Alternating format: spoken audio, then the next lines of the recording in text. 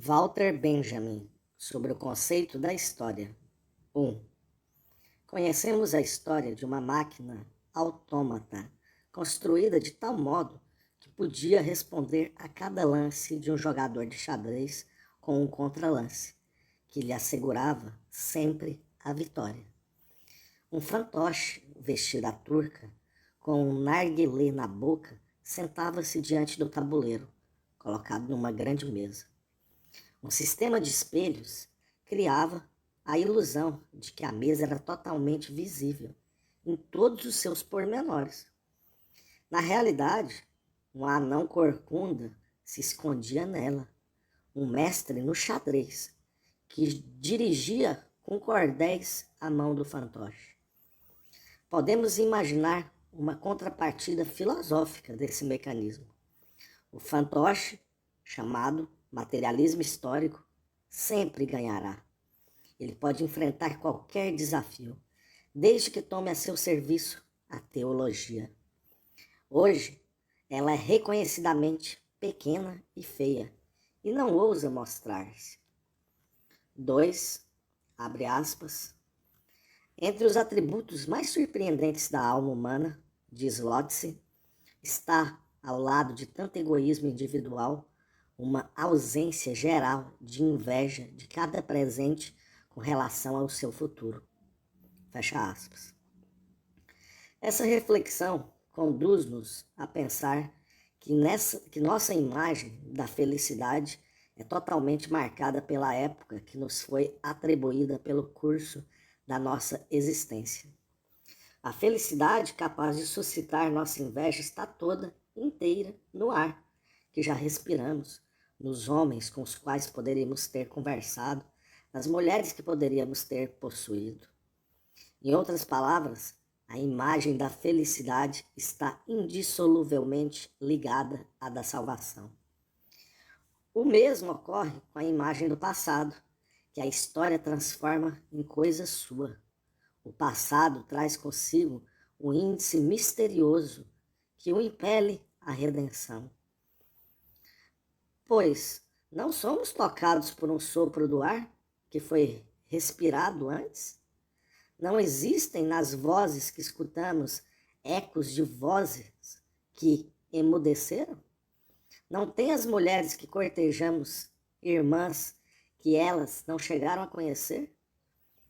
Se assim é, existe um encontro secreto, marcado entre as gerações precedentes e a nossa. Alguém na Terra está à nossa espera. Nesse caso, como a cada geração foi-nos concedida uma frágil força messiânica para a qual o passado dirige um apelo, esse apelo não pode ser rejeitado impunemente. O materialista histórico sabe disso. 3. O cronista que narra os acontecimentos, sem distinguir entre os grandes e os pequenos, leva em conta a verdade de que nada do que um dia aconteceu pode ser considerado perdido para a história. Sem dúvida, somente a humanidade redimida poderá apropriar-se totalmente do seu passado. Isso quer dizer, somente para a humanidade redimida o passado é citável em cada um dos seus momentos. Cada momento vivido transforma-se numa citation à l'ordre du jour, citação na ordem do dia. E esse dia é justamente o do juízo final. 4. Inicia com uma citação de Hegel, abre aspas, lutai primeiro pela alimentação e pelo vestuário, e em seguida o reino de Deus virá por si mesmo, fecha aspas. Hegel, 1807. A luta de classes, que um historiador educado por Marx jamais perde de vista, é uma luta pelas coisas brutas e materiais, sem as quais não existem as refinadas e espirituais. Mas na luta de classes, essas coisas espirituais não podem ser representadas como despojos atribuídos ao vencedor.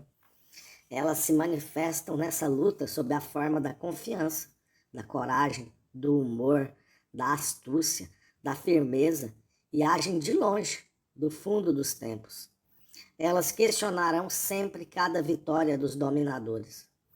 Assim como as flores dirigem sua corola para o sol, o passado, graças ao misterioso heliotropismo, tenta dirigir-se para o sol que se levanta no céu da história.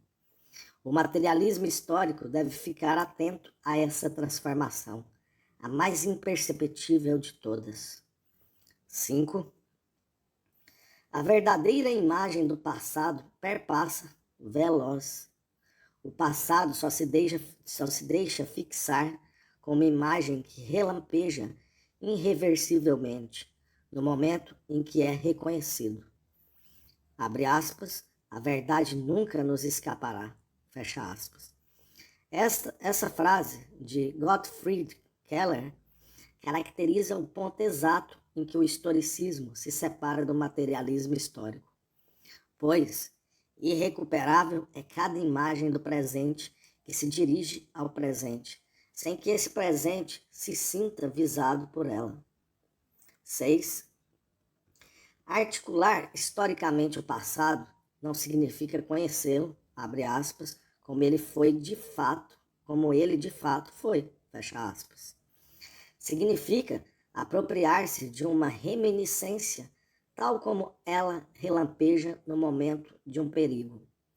Cabe ao materialismo histórico fixar uma imagem do passado, como ela se apresenta no momento do perigo ao sujeito histórico, sem que ele tenha consciência disso. O perigo ameaça tanto a existência da tradição como os que a recebem. Para ambos, o perigo é o mesmo: entregar-se às classes dominantes como seu instrumento. Em cada época, é preciso arrancar a tradição ao conformismo que quer apoderar-se dela, pois o Messias não vem apenas como Salvador, ele vem também como vencedor do anticristo. O dom de despertar no passado as centelhas da esperança é privilégio exclusivo do historiador, convencido de que também os mortos não estarão em segurança se o inimigo vencer. E esse inimigo não tem cessado de vencer. 7. Inicia com a citação de Brecht. Abre aspas. Pensa na escuridão e no grande frio, que reinam nesse vale onde soam lamentos. Fecha aspas. Brecht, Ópera dos Três Vinténs. Fustel de Coulanges recomenda ao historiador interessado em ressuscitar uma época que esqueça tudo o que sabe sobre fases posteriores da história. Impossível caracterizar melhor o método com o qual rompeu o materialismo histórico. Esse método é o da empatia. Sua origem é a inércia do coração e a sedia que desespera de apropriar-se da verdadeira imagem histórica em seu relampejar fugaz. Para os teólogos medievais, a ascedia era o primeiro fundamento da tristeza.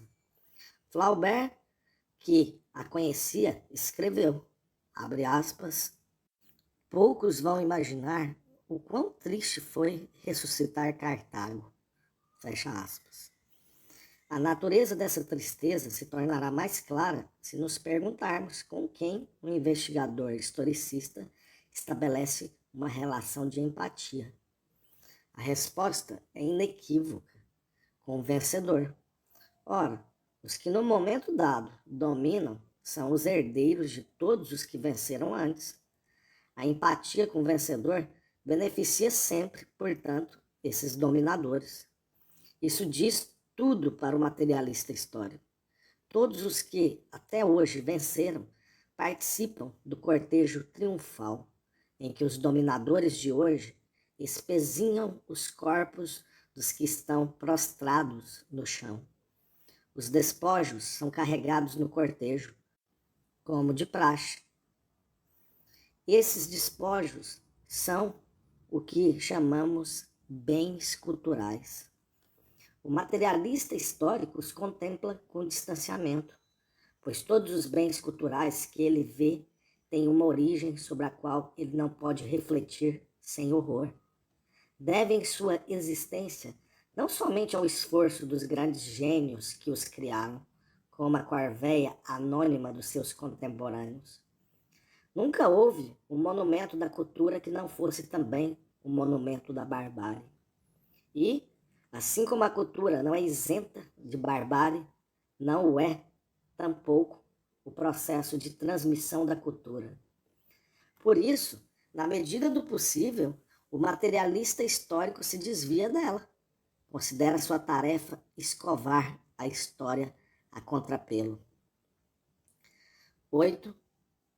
A tradição dos oprimidos nos ensina que o estado de exceção em que vivemos é, na verdade, a regra geral. Precisamos construir um conceito de história que corresponda a essa verdade. Nesse momento, percebemos que nossa tarefa é originar um verdadeiro estado de exceção. Com isso, nossa posição ficará mais forte na luta contra o fascismo. Este se beneficia da circunstância de que seus adversários o enfrentam em nome do progresso, considerado como uma norma histórica. O assombro com o fato de que os episódios que vivemos no século XX ainda sejam possíveis não é um assombro filosófico. Ele não gera nenhum conhecimento, a não ser o conhecimento de que a concepção de história da qual emana semelhante assombro é insustentável. 9. Inicia com uma citação de Gerhard Scholem. Abre aspas. Minhas asas estão prontas para o voo. Se pudesse, eu retrocederia, pois eu seria menos feliz se permanecesse imerso no tempo vivo. Fecha aspas. Gerhard Scholem, Saudação do Anjo. Há um quadro de Klee que se chama Ângelos Novos. Representa um anjo que parece querer afastar-se de algo que ele encara fixamente. Seus olhos estão escancarados, sua boca dilatada, suas asas abertas. O anjo da história deve ter esse aspecto. Seu rosto está dirigido para o passado. Onde nós vemos uma cadeia de acontecimentos, ele vê uma catástrofe única, que acumula incansavelmente ruína sobre ruína e as dispersa a nossos pés. Ele gostaria de deter-se para acordar os mortos e juntar os fragmentos. Mas uma tempestade sopra do paraíso e prende-se em suas asas com tanta força que ele não pode mais fechá-las. Essa tempestade o impele irresistivelmente para o futuro, ao qual ele vira as costas, enquanto o amontoado de ruínas cresce até o céu. Essa tempestade é o que chamamos progresso. 10.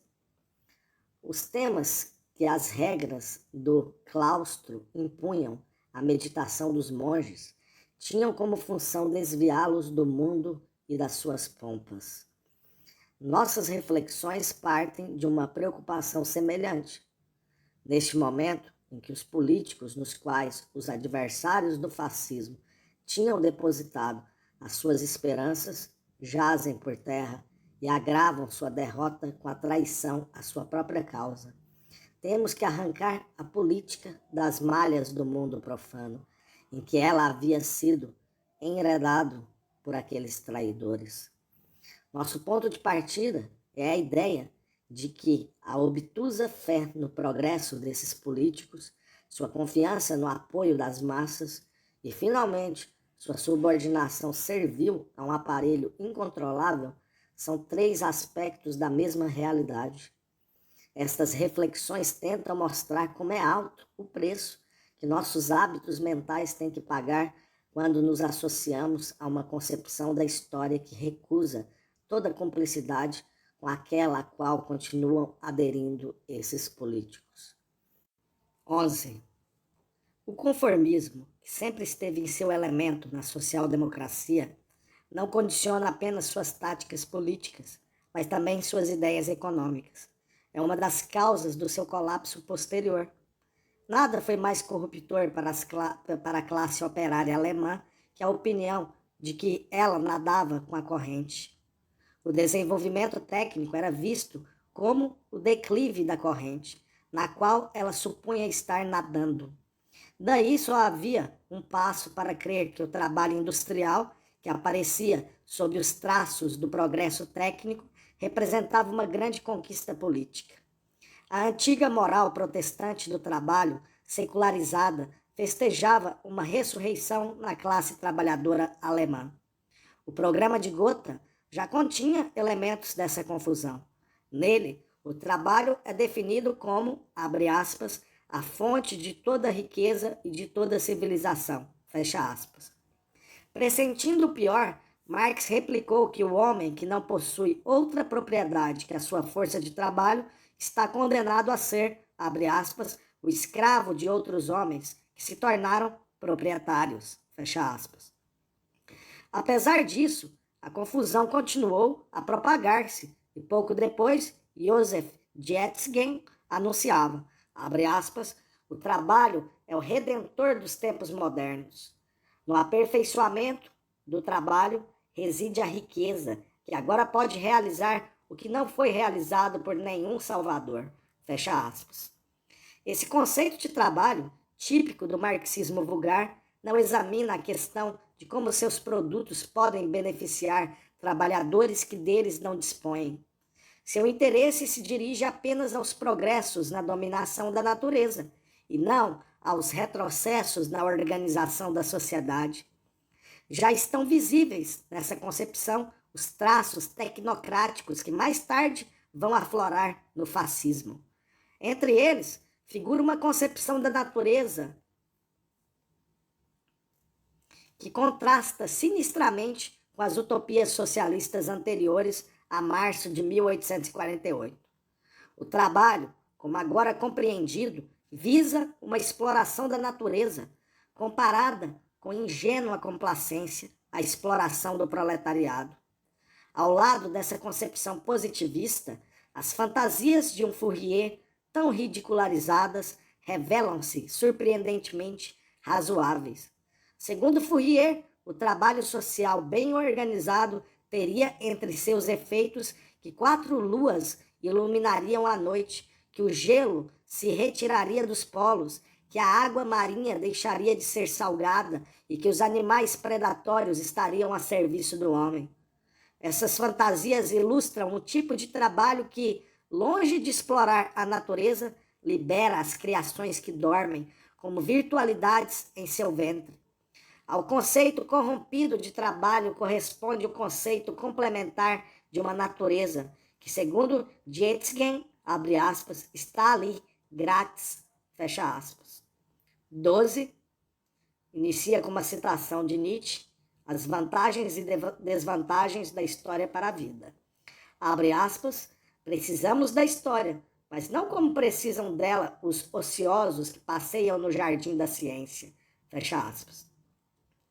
O sujeito do conhecimento histórico é a própria classe combatente e oprimida. Em Marx, ela aparece como a última classe escravizada, como a classe vingadora que consuma a tarefa de libertação em nome das gerações de derrotados. Essa consciência, reativada durante algum tempo no movimento espartaquista, foi sempre inaceitável para a social-democracia. Em 3 decênios, ela quase conseguiu extinguir o nome de Blanqui, cujo eco abalara o século passado. Preferiu atribuir à classe operária o papel de salvar gerações futuras. Com isso, ela a privou das suas melhores forças. A classe operária desaprendeu nessa escola tanto o ódio como o espírito de sacrifício.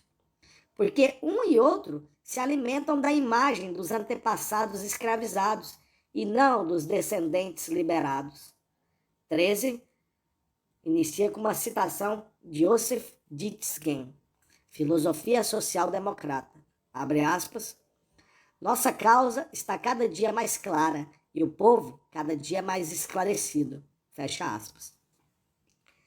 A teoria, e mais ainda, a prática da social-democracia foram determinadas por um conceito dogmático de progresso sem qualquer vínculo com a realidade. Segundo os social-democratas, o progresso era, em primeiro lugar, um progresso da humanidade em si, e não das suas capacidades e conhecimentos. Em segundo lugar, era um processo sem limites, ideia correspondente à da perfectibilidade infinita do gênero humano. Em terceiro lugar, era um processo essencialmente automático, percorrendo irresistível uma trajetória em flecha ou em espiral. Cada um desses atributos é controvertido e poderia ser criticado, mas para ser rigorosa, a crítica precisa ir além deles e concentrar-se no que lhes é comum. A ideia de um progresso da humanidade na história é inseparável da ideia de sua marcha no interior de um tempo vazio e homogêneo. A crítica da ideia do progresso tem como pressuposto a crítica da ideia dessa marcha. 14. Abre a citação de Karl Kraus. Palavras em verso. Abre aspas. A origem é o alvo. Fecha aspas. A história é objeto de uma construção, cujo lugar não é o tempo homogêneo e vazio, mas um tempo saturado de agoras. Assim, a Roma antiga era para Robespierre um passado carregado de agoras, que ele fez explodir do contínuo da história. A Revolução Francesa se via como a Roma ressurreta. Ela citava a Roma antiga como a moda cita um vestuário antigo. A moda tem um faro para o atual, onde quer que ele esteja na folhagem do antigamente. Ela é um salto de tigre em direção ao passado.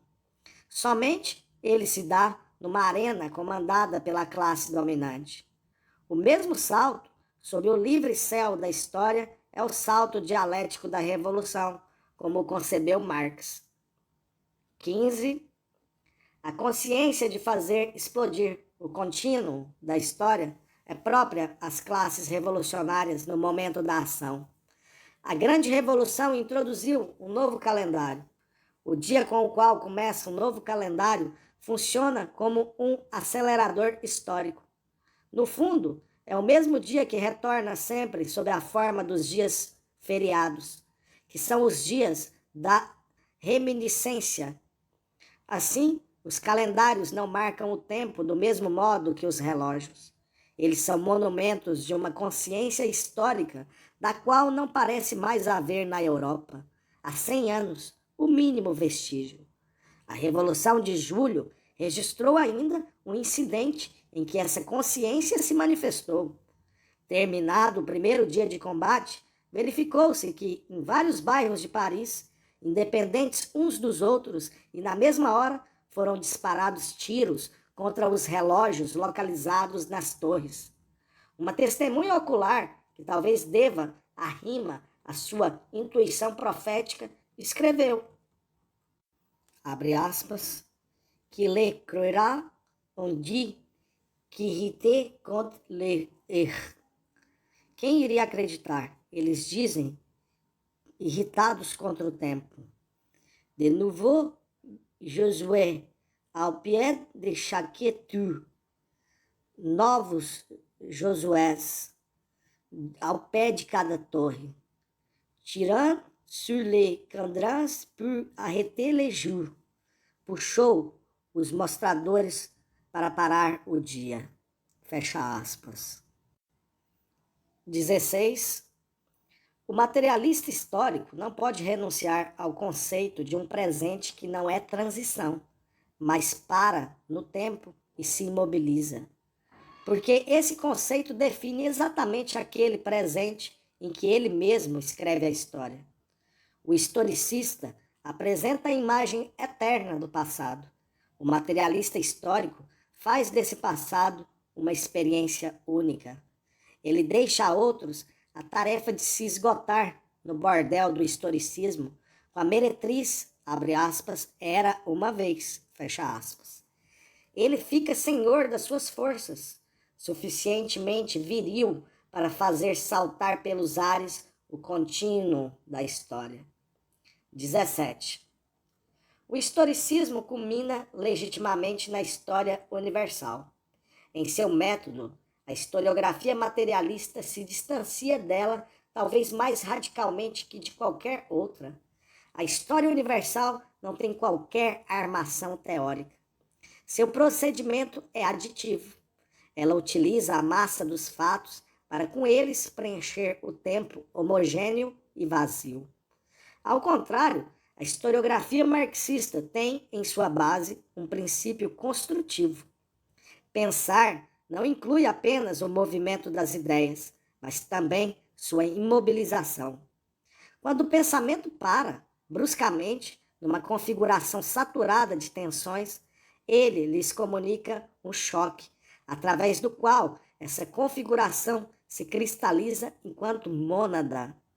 O materialista histórico só se aproxima de um objeto histórico quando o confronta enquanto mônada.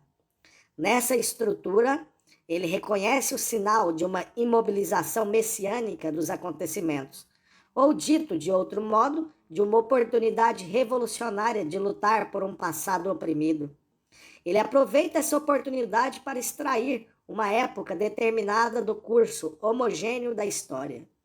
Do mesmo modo, ele extrai da época uma vida determinada e da obra composta durante essa vida uma obra determinada. Seu método resulta em que na obra o conjunto da obra, no conjunto da obra a época e na época a totalidade do processo histórico são preservados e transcendidos. O fruto nutritivo do que é compreendido historicamente contém em seu interior o tempo como sementes preciosas mais insípidas. 18, abre aspas, comparados com a história da vida orgânica na Terra, fecha aspas, diz um biólogo contemporâneo, abre aspas, os míseros 50 mil anos do Homo sapiens representa algo como 2 segundos ao fim de um dia de 24 horas. Por essa escala, toda a história da humanidade civilizada preencheria 1/5 do último segundo da última hora, fecha aspas. O agora, que como modelo do messiânico abrevia, num resumo incomensurável, a história de toda a humanidade, coincide rigorosamente com o lugar ocupado no universo pela história humana. Apêndice 1. O historicismo se contenta em estabelecer um nexo causal entre vários momentos da história. Mas nenhum fato, meramente por ser causa, é só por isso um fato histórico. Ele se transforma em fato histórico postumamente, graças a acontecimentos que podem estar dele separados por milênios. O historiador, consciente disso, renuncia a desfiar entre os dedos os acontecimentos, como as contas de um rosário. Ele capta a configuração em que sua própria época entrou em contato com uma época anterior perfeitamente determinada. Com isso, ele funda um conceito do presente como um agora, no qual se infiltraram estilhaços do messiânico. 2. Certamente, os adivinhos que interrogavam o tempo para saber o que ele ocultava em seu seio não experimentavam nem como vazio, nem como homogêneo. Quem tem em mente esse fato poderá talvez ter uma ideia de como o tempo passado é vivido na rememoração, nem como vazio, nem como homogêneo. Sabe-se que era proibido aos judeus investigar o futuro. Ao contrário, a Torá e a prece se ensinam na rememoração. Para os discípulos, a rememoração desencantava o futuro, ao qual sucumbiam os que interrogavam os adivinhos. Mas nem por isso o futuro se converteu para os judeus num tempo homogêneo e vazio, pois nele cada segundo era a porta estreita pela qual podia penetrar o Messias. Walter Benjamin, 1940.